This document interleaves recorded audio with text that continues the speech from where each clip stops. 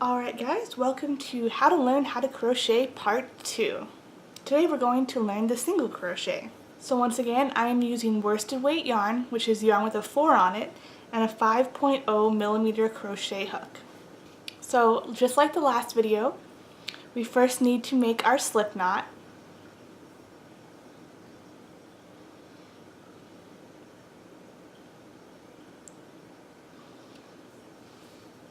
And then we're going to chain 10.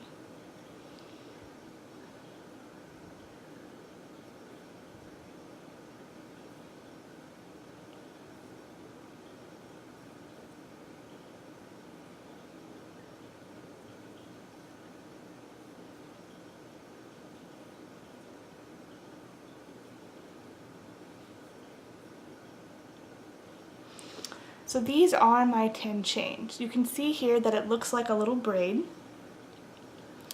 Now usually when you're working into a stitch, you're going to skip this first chain. It's just a little too close to the hook to work into. And usually it tightens itself up when you pull on the yarn. So the tops of these chains are what you're going to work into. So if you skip this chain that's closest to the hook, you can slip your needle underneath inside of this.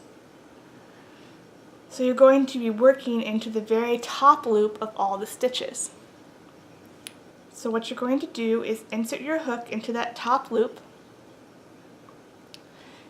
then yarn over on your hook and pull it through the top loop. So now you have 2 loops on your hook.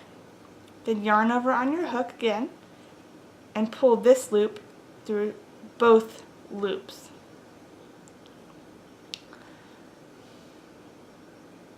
And that's your first single crochet. The hardest thing about working into the chain is seeing the spaces that you're working into. So look at the next braid. You already went into the top of this one, so now you're going to go into the top of this one. Insert your hook, yarn over on your hook, pull it through, yarn over on your hook, and pull this yarn over through these 2 loops. You're going to keep doing this all the way down, and you should have 9 stitches when you're finished. Even though we chained 10, we skipped that first chain for continuity.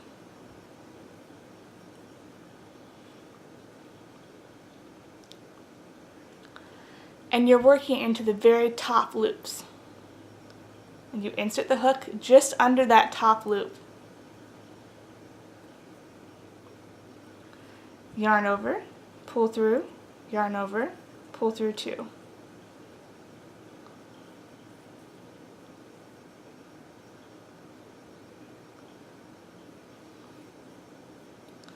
So now we have our first row of single crochet. And as you can see, we've made another braid on top. Now usually at the end of each row, you're going to chain 1, so yarn over on your hook and pull it through this 1 loop. This just gives you that extra chain that we're going to skip for continuity, so that it's not super tight against this one. And then we're going to turn our work, so simply take this and flip it over. So now on the top you can see these braided stitches. Instead of just going under 1, like we did on the chain stitch, we go through both loops. The chain stitch is the only one that you would go through the first loop on. So here I'm under both loops of the braid. You can see the little gaps in the stitches. If your stitches are really tight or your crochet is curling, that means you should try to use a bigger hook size. You may be a tight crocheter, or you just may be learning. Some people's tension changes over time.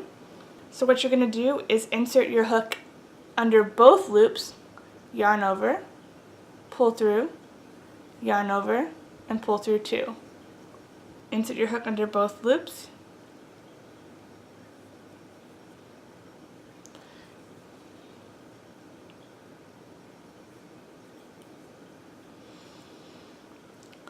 So once again, the stitch that you're working in looks like a little braid on top, and you can kind of see a gap right here where you're going to stick your hook.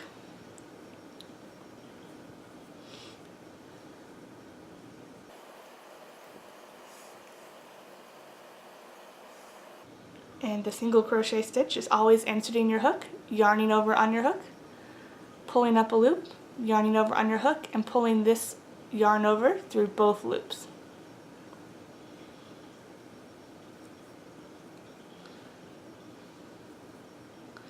You should also have 9 stitches on the way back. To count your stitches, you're just going to count the braids. So you don't count the actual loop on your hook. So you're going to just count the braided pieces. 1, 2, 3, 4, 5, 6, 7, 8, 9. This little nub on the end right here is that chain 1 that makes it lay correctly. Then since you just worked all the way down here, you're going to chain 1 and then turn your work to work back.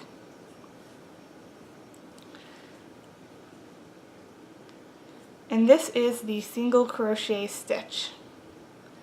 It's the most basic stitch. It also has the tightest weave, as in it's not as porous as the other stitches.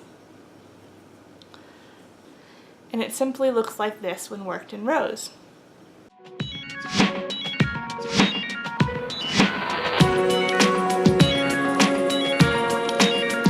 Just to let you know, there is a link down in the description to every part of the Beginner's Guide to Crochet, so you can click around on all of the videos just to navigate and look at what you're having trouble with.